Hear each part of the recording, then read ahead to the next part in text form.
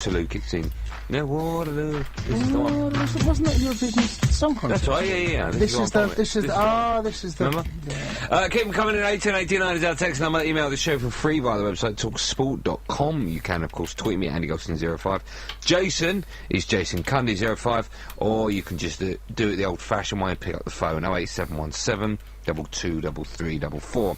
Now let's turn our attention to horse racing for just one moment, because later this afternoon history could be made as the legendary jump jockey AP McCoy aims to secure his 4,000th career win.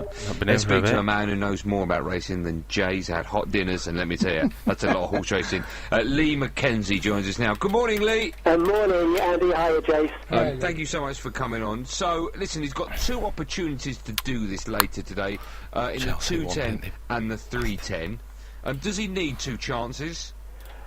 Quite possibly. The first of them is called Church Field, running in the 10 past 2 race. The horse who was in good winning form earlier in the year. He's kind of lost it a bit in recent races, but horses from this stable do tend to suddenly bounce back after running badly, so I wouldn't rule that horse out. It'll probably go off favourite or second favourite. And then if he doesn't win, then he's got the second chance, also riding for his retained owner, J.P. McManus, of the famous yellow and green hoops, and his stable, John Joe O'Neill. And I'm sure it's been engineered so that he will ride that 4,000th winner for them. So he's got two chances today. If the first one doesn't do it, the second one, again, has got a sporting chance, but is not a certainty. You can't rule out the possibility that this may actually go to tomorrow, or even the next day.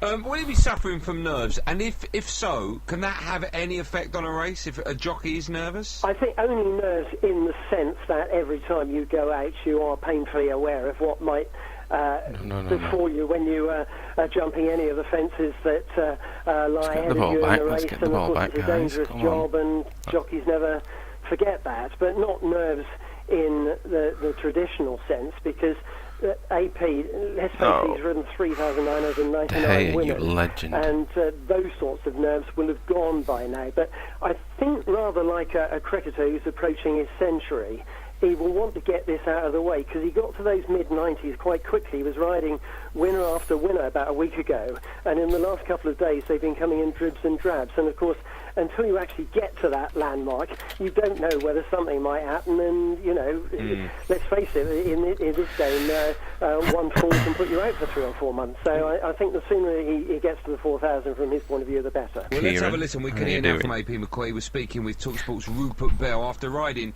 his 3,999th winner earlier on yesterday afternoon. I'd like over with, because I'd like to ride a few winners, so I'd like over with, more so. I'd like to say it was for your benefit, Rupert, that I'd like it over, but it isn't actually got nothing to do with you, sorry.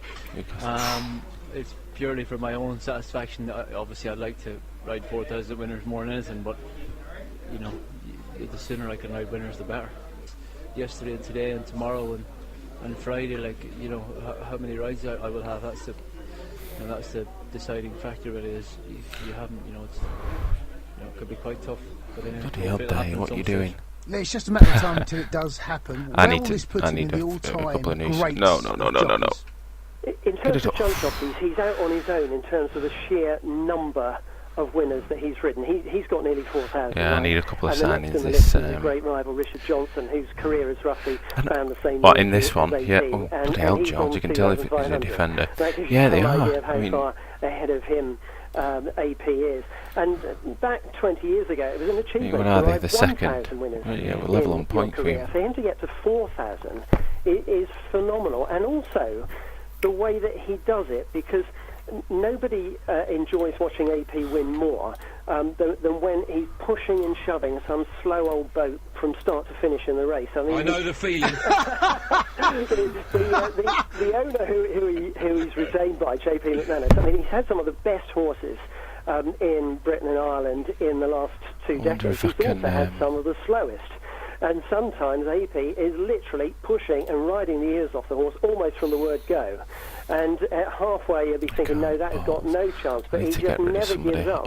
And I've seen him win on horses that no other jockey could possibly have won on, because they would have thought it's just not worth persevering. Do you expect him to keep going as well? I mean, surely 4,000. I wouldn't say enough, but he can't be thinking of 5,000, can he? Well, do you know, I don't know, and that is going to be the big question, isn't it? Because he's 39. Now, when I first got involved in racing, a jump jockey was a veteran at the age of 31 or 32.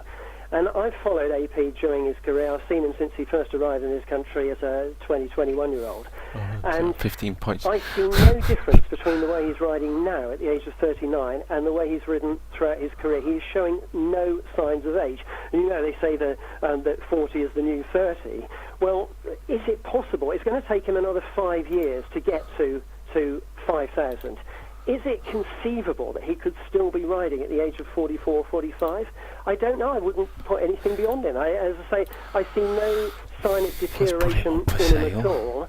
And he's not going to give up just for the sake of it. He's going to keep on going until he I might have to give up on the Barkley pursuit. There's no way he's going to make a generous declaration. He's going to keep on going until he physically can't ride horses anymore. Now, your words, not mine. Riding a big old boat and getting the best out of her.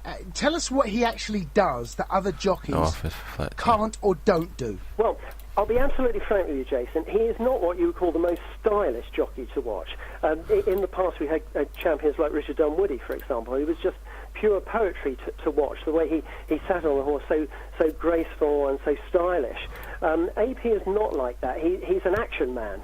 And what he manages to do is just get inside the horse's head. And horses that don't jump very well, horses that haven't really got much ability. And this is where he really excels, because whereas other jockeys just couldn't persuade him to go fast enough to win a race, AP won't let the horse make that decision for him. And he will be pushing and shoving throughout the race until the horse finally gets the message, OK, this guy's in charge. And I think that is what sets AP above all other jockeys. It's not necessarily the style of the ride. He wouldn't win any prizes for that, but he gets results. And punters, of course, love that, because if you have backed a horse and AP's on board, you know he's going to give the horse a ride. He's not going to give up. And that's, if you go into betting shops, that's all that punters want from a jockey. Okay, they don't expect to win all the time, but they want a jockey that's going to try. Let me ask you this then, okay? There's a reason why I'm asking this. I'm guessing you won't know the answer. If I would have had £1, let's just say he gets to 4,000, right? Yeah. If I would have had £1 on each one of those that won, right, would I be getting roughly $4 back, or would I be getting maybe 2 or 3 times that amount? And by that, I mean, is he riding a lot of favourites, or is he riding a lot of outsiders to victory? Yeah, you're right in one respect, Andy. I don't know the answer to that question. Generally speaking, I think if you backed a top jockey time and time again, you would be either side of breaking even. They don't want to sell. You're highly unlikely to make millions out of it, but equally you won't be destitute.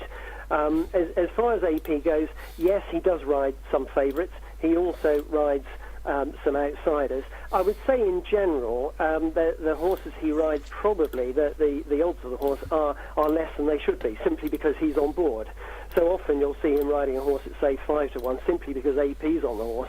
If it had been another jockey, it might have been 7, 8, 9, 10 to 1.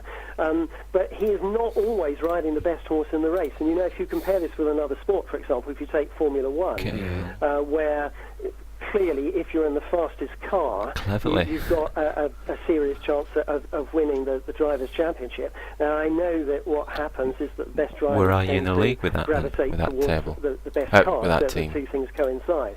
But in the case of AP and horses, he's very often riding some seriously bad horses in races. And it's up to him to try to make them go as fast as they possibly can, which in many cases is not very fast. I remember that one of his classic wins was one day about 10 years ago at Southwell, when he fell, or by his own admission, he fell off the horse very early on in the race. And I think there were 4 runners in the race. And he was thinking of just traipsing back to get changed and get ready for the next race. And as he stood there watching the rest of the race take place, he realised eventually that all the other 3 horses in the race had fallen. And so he got back on board and jumped all the other fences. Wow. Went round a couple of times on his own to win the race. So, I mean, you can't really get as a punter, you can't ask for more than that, can you? Somebody who is not prepared to feel sorry for himself and say, oh, well, I've lost that one, I'm going to move on to the next race now.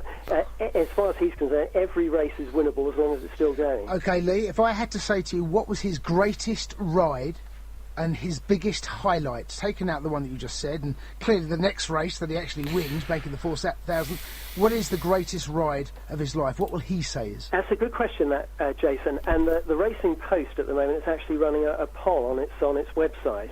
And I actually agree with the one that's top at the moment. About 50% of those who have voted have gone for this horse. A horse called Wichita Lineman, after the great Glenn Campbell song, at the Cheltenham Festival. And again, it was one of those rides. Very early on in the race, the horse was clearly not going. And when you consider, you're talking here about Cheltenham, these are the very best horses in the very best races.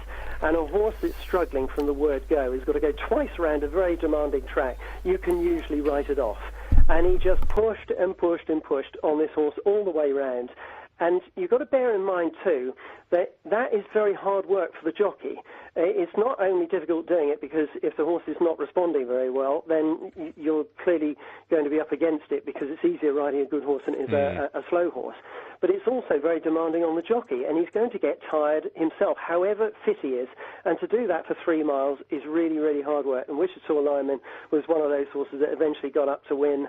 And even now, that is recognised. I mean, he's won Gold Cups, and he's won the Grand National finally. That was his big achievement 3 years ago when he finally won the National on a race he thought he was never going to win. But every top jockey has to win a Grand National. But I think at this stage of his career, and let's face it, he could still have a few more years left in him yet. Yeah. Wichita Lineman is the one that everybody still talks about. Okay.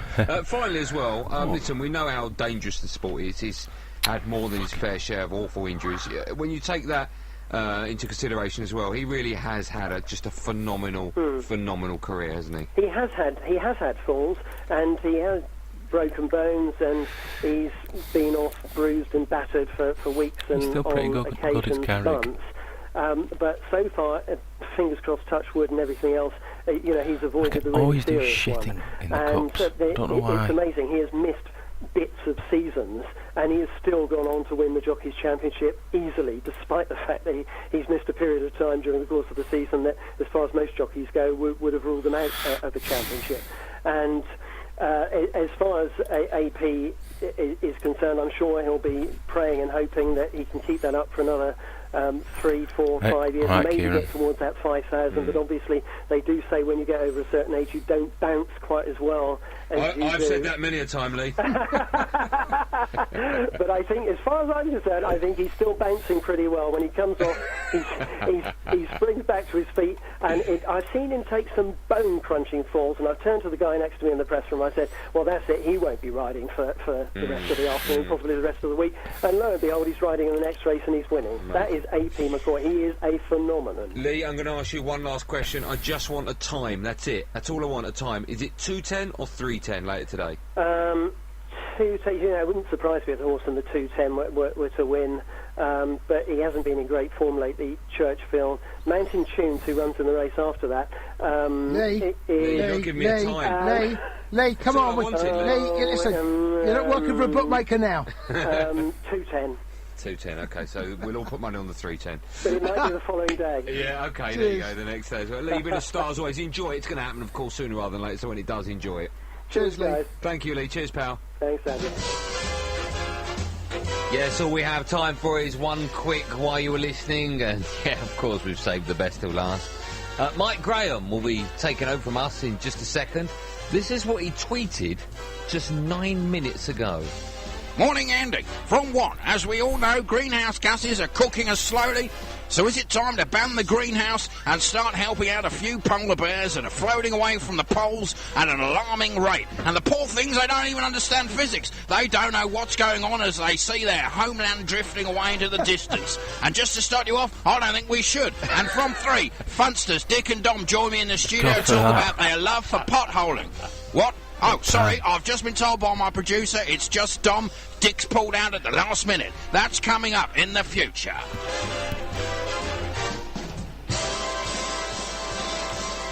It's safer if I just say, Come on. I'll see you tonight from 10 p.m. Here's Mike Graham. Have a lovely day.